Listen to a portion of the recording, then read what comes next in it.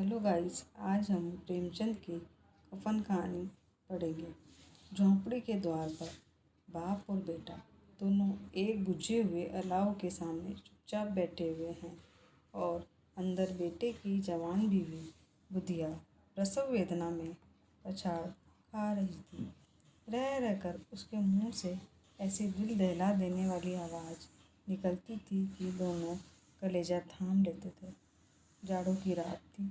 प्रकृति में सन्नाटे में डूबी हुई सारा गांव अंधकार में लेव गया था। घीसू ने कहा, मालूम होता है बचेगी नहीं।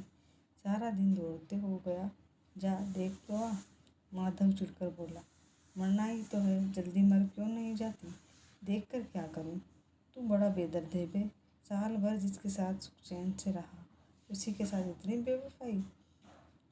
तो मुझसे तो उसका तड़पना और हाथ पांव पटकना नहीं देखा जाता। चमारों का कुंबा था और सारे गांव में बदनाम घीसू। एक दिन काम करता तो 3 दिन आराम करता। माधव इतना कामचोर था कि आधा घंटे काम करता तो घंटे भर चिलम पीता, इसलिए उन्हें कहीं मजदूरी नहीं मिलती थी। घर में मुट्ठी भर भी अनाज मौजूद हो तो उनके लिए काम करने की कसम थी। जब 2-4 फाके हो जाते तो घीसू पेड़ पर चढ़कर लकड़ियाँ तोड़ लाता और माधव बाजार से बेच लाता, और जब तक वह पैसे रहते इधर उधर मारे मारे फिरते। गांव में काम की कमी न थी। किसानों का गांव था। मेहनती आदमी के लिए 50 काम थे, मगर इन दोनों को उसी वक्त बुलाते जब 2 आदमियों से एक का काम पाकर भी संतोष कर लेने के सिवा और कोई चारा न होता। मगर दोनों साधु होते तो उन्हें संतोष और धैर्य के लिए संयम और नियम की बिल्कुल ज़रूरत न होती। यह तो इनकी प्रकृति थी। विचित्र जीवन था इनका। घर में मिट्टी के 2-4 बर्तन के सिवा कोई संपत्ति नहीं। फटे चितलों से अपनी नग्नता को ढके हुए जिए जाते थे। संसार की चिंताओं से मुक्त, कर्ज से लदे हुए, गालियाँ भी खाते, मार भी खाते, मगर कोई गम नहीं। दीन इतने की वसूली की बिल्कुल आशा न रहने पर भी लोग इन्हें कुछ न कुछ कर दे देते थे। मगर मटर आलू की फसल में दूसरों के खेतों से मटर या आलू उखाड़ लाते और भून भान कर खा लेते, या 10-5 ऊख उखाड़ लाते और रात को चूसते। घीसू ने इसी आकाशवृत्ति से 60 साल की उम्र काट दी और माधव भी सपूत बेटे की तरह बाप ही के पद चिन्हों पर चल रहा था, बल्कि उसका नाम और भी उजागर कर रहा था।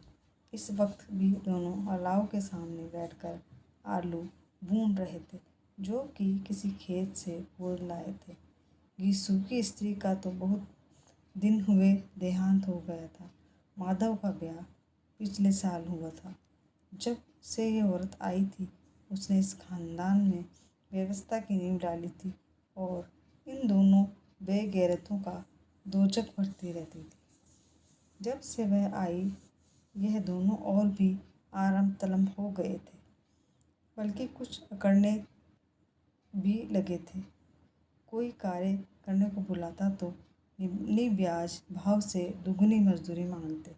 वहीं औरत आज प्रसव वेदना से मर रही थी और वह दोनों इस इंतजार में थे कि वह मर जाए तो आराम से सोए। घीसू ने आलू निकाल कर छीलते हुए कहा, जाकर देख तो क्या दशा है उसकी। चुड़ैल का फिसाद होगा और क्या। यहाँ तो ओझा भी 1 रुपया मांगता है। माधव को भय था कि वह पोल्ट्री में गया तो घीसू आलुओं का बड़ा भाग साफ कर देगा। बोला, मुझे वहाँ जाते डर लगता है। डर किस बात का है? मैं तो यहाँ हूँ ही, तो तुम ही जाकर देखो ना।